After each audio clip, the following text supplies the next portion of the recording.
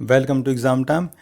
वैदिक काल से संबंधित कुछ और महत्वपूर्ण लेकर हम आए हैं आपके लिए। तो प्रत्येक प्रश्न में 4 ऑप्शन है। आप वीडियो को पॉज करके आंसर दे सकते हैं और अपना खुद का टेस्ट कर सकते हैं कितने क्वेश्चन में आपने कितने क्वेश्चन सही आंसर दिए हैं। और जो भी प्रश्न आपको ना आते हों उनको आप कागज़ पर अपने नोट्स में जोड़ सकते हैं।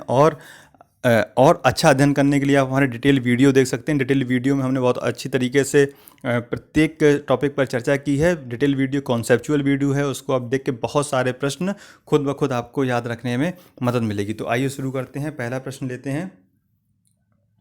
ऋग्वेद में शब्द यव किस कृषि उत्पाद के लिए प्रयोग किया गया है? आपके ऑप्शन है जौ, चना, चावल या फिर गेहूं। इसका सही आंसर है जौ।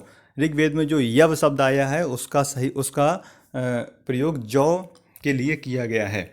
अगला प्रश्न देखते हैं। वैदिक युग में प्रचलित लोकप्रिय शासन प्रणाली कौन सी थी? निरंकुश शासन प्रणाली, प्रजातंत्र, गणतंत्र या फिर वंश परंपरागत राजतंत्र। इसका सही आंसर है परंपरागत राजतंत्र। निरंकुश शासन नहीं था। सभा और समिति, ध्यान से सुनिएगा, सभा और समिति वैदिक काल में 2 संस्थाएं हुआ करती थीं जो राजा के ऊपर नियंत्रण रखती थीं।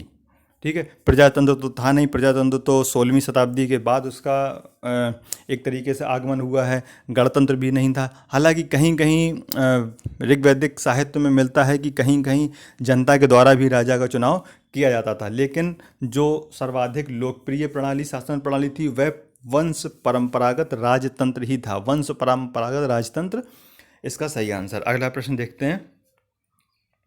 किस वेद में, सॉरी ये 2 बार लिख गया है तो इसे एक बार ही पढ़िए। किस वेद में सभा और समिति को प्रजापति की 2 पुत्रियां कहा गया है?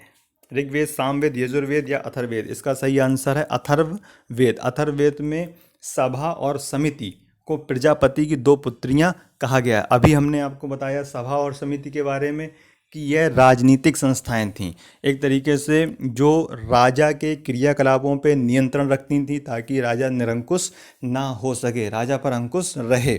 तो सभा और समिति, और इनको अथर्ववेद में प्रजापति की 2 पुत्रियां कहा गया है। प्रजापति ऋग्वैदिक कालीन और उत्तर वैदिक काल में एक देवता थे, और उत्तर वैदिक काल में जो सर्वाधिक महत्वपूर्ण देवता थे वह भी प्रजापति थे। तो आइए अगला प्रश्न देखते हैं।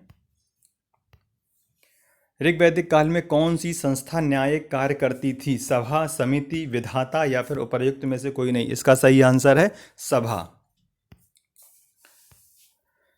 देखिए, आयुर्वेद का उल्लेख सर्वप्रथम किस ग्रंथ में मिलता है? आरण्यक, योगसूत्र, अथर्ववेद या फिर यजुर्वेद। इसका सही आंसर है अथर्ववेद। आयुर्वेद का उल्लेख सर्वप्रथम अथर्ववेद में मिलता है।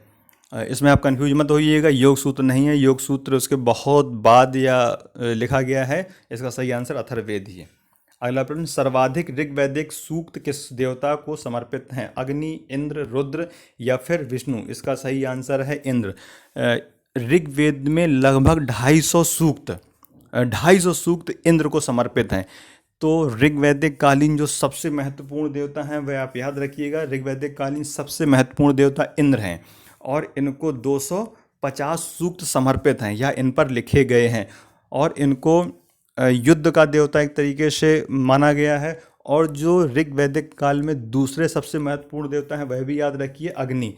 इंद्र सबसे महत्वपूर्ण देवता हैं और अग्नि दूसरे सबसे महत्वपूर्ण देवता हैं।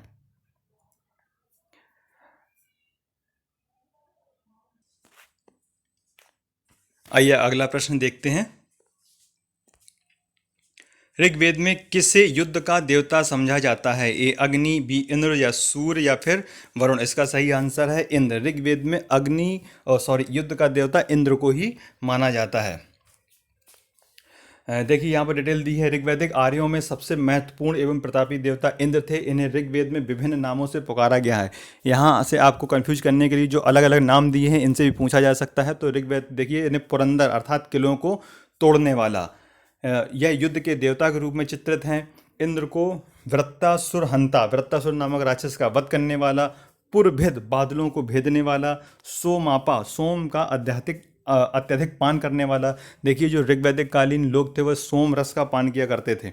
हैं सत्यकृति, 100 शक्तियों का स्वामी, मधुवन, दानी आदि नामों से जाना जाता है। अगला प्रश्न देखते हैं। गायत्री मंत्र के रचयिता कौन है? वशिष्ठ, विश्वामित्र, इंद्र या फिर परीक्षित? इसका सही आंसर है विश्वामित्र। गायत्री मंत्र के रचयिता विश्वामित्र हैं। देखिए गायत्री मंत्र के बारे में, गायत्री मंत्र ऋग्वेद में उल्लिखित है, इसके रचनाकार विश्वामित्र हैं। यह सवित या सूर्य देवता को समर्पित है। इसमें कुछ टाइपिंग मिस्टेक है, इसको आप पढ़िए। यह सूर्य देवता को समर्पित है। यह ऋग्वेद के तृतीय मंडल में है। इससे आपसे कोई भी प्रश्न पूछा जा सकता है कि गायत्री मंत्र ऋग्वेद के किस मंडल में है, या गायत्री मंत्र के रचनाकार कौन है, या गायत्री मंत्र किस देवता को समर्पित है। तो आपके 2-3 प्रश्न है यहाँ से कि गायत्री मंत्र के रचनाकार विश्वामित्र हैं, और यह सूर्य देवता को समर्पित है, और यह ऋग्वेद के तृतीय मंडल में इसका उल्लेख आया है। अगला प्रश्न देखते हैं। पुराणों की संख्या कितनी है? 16, 18, 19 या 21? का सही आंसर है 18 पुराणों की संख्या है।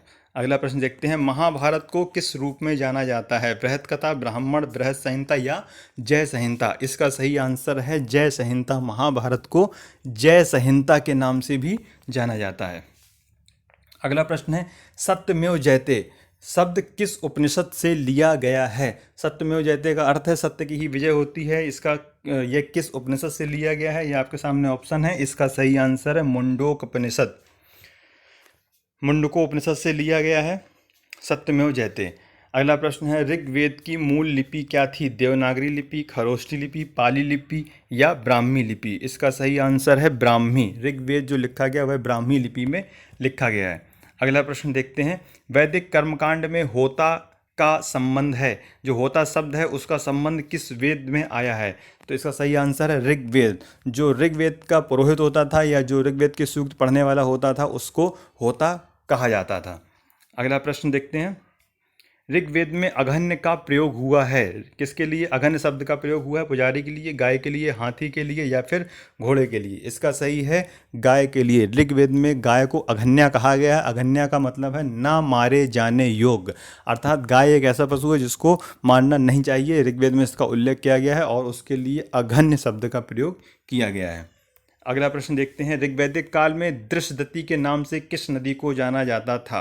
व्यास, गंडक, घग्गर या फिर चिनाब? इसका सही आंसर है घग्गर।